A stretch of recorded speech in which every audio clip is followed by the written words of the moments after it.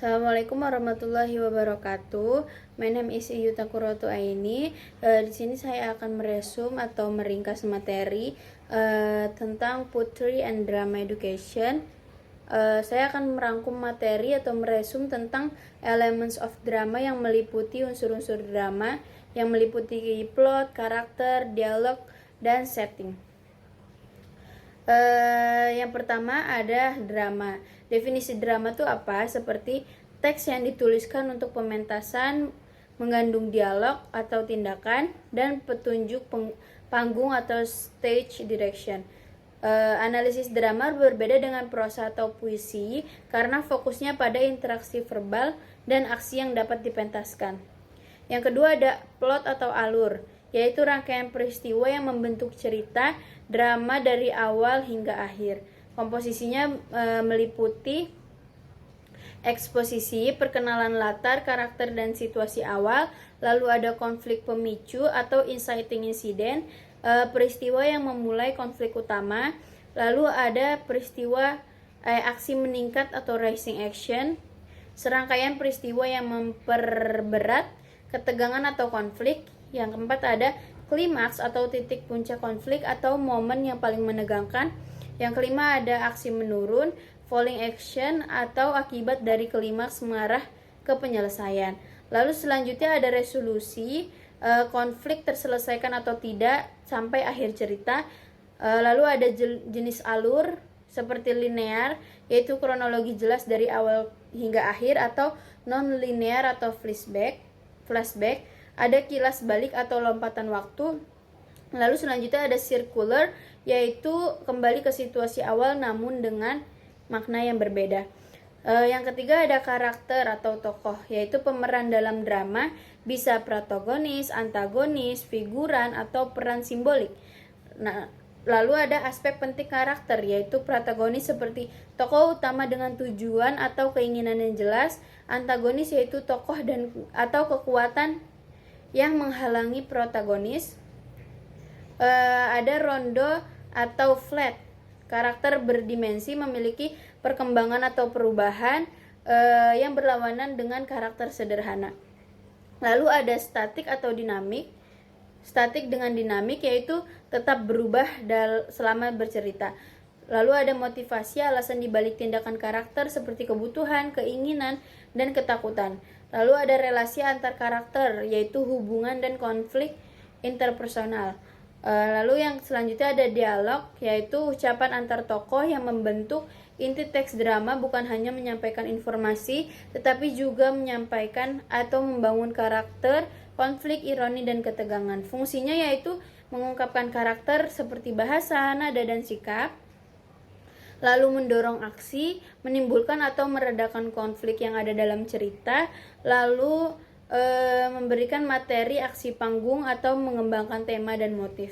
Ciri-ciri dialog efektif itu ada bersifat intensional atau setiap baris memiliki tujuan, lalu memiliki ritme dan beat, nafas atau jeda, memperlihatkan subteks seperti apa yang tidak diungkapkan secara eksplisit.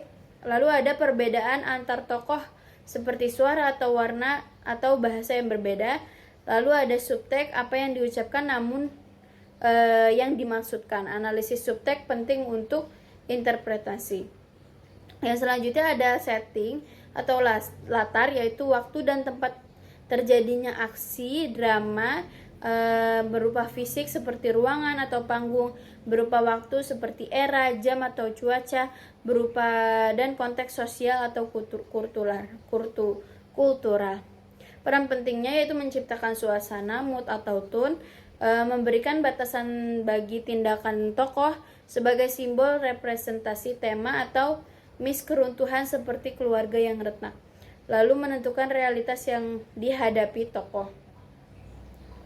Lalu di sini ada langkah-langkah diskusi dan analisis teks drama, yaitu baca cepat keseluruhan teks. Yang kedua ada identifikasi elemen dasar.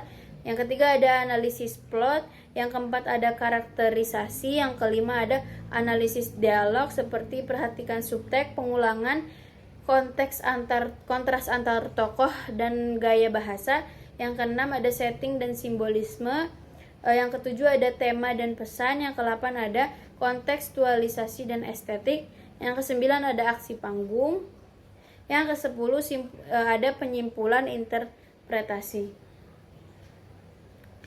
Lalu di sini ada tugas tentang Poetry and Drama in Language Worksheet yang ada di Google Classroom. Saya akan menjawabnya, yaitu 1.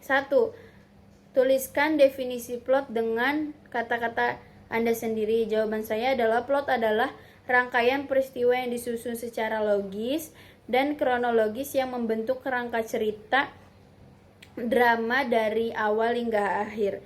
Terus sebutkan 5 tahapan utama plot dalam drama, yaitu yang pertama ada eksposisi, konflik pemicu atau inciting incident. Yang ketiga ada aksi meningkat atau rising action. Yang keempat ada klimaks. Yang kelima ada aksi menurun atau falling action atau resolusi.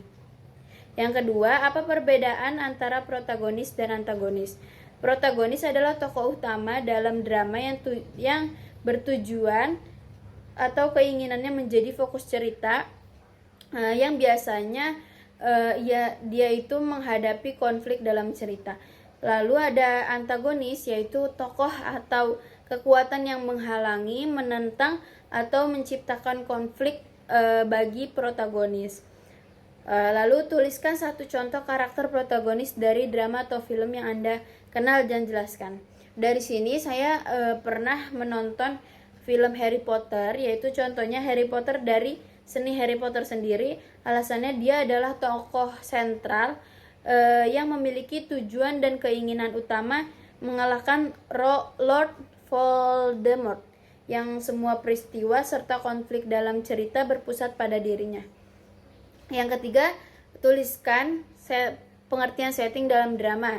Menurut saya, yaitu setting atau latar dalam drama adalah waktu atau tempat terjadinya aksi drama, meliputi aspek fisik seperti ruangan, panggung, lalu ada aspek temporal seperti era, jam, dan cuaca, dan konteks sosial atau kultural. Lalu, tuliskan 3 fungsi setting dalam sebuah drama, yaitu yang pertama, menciptakan suasana atau mood atau tone.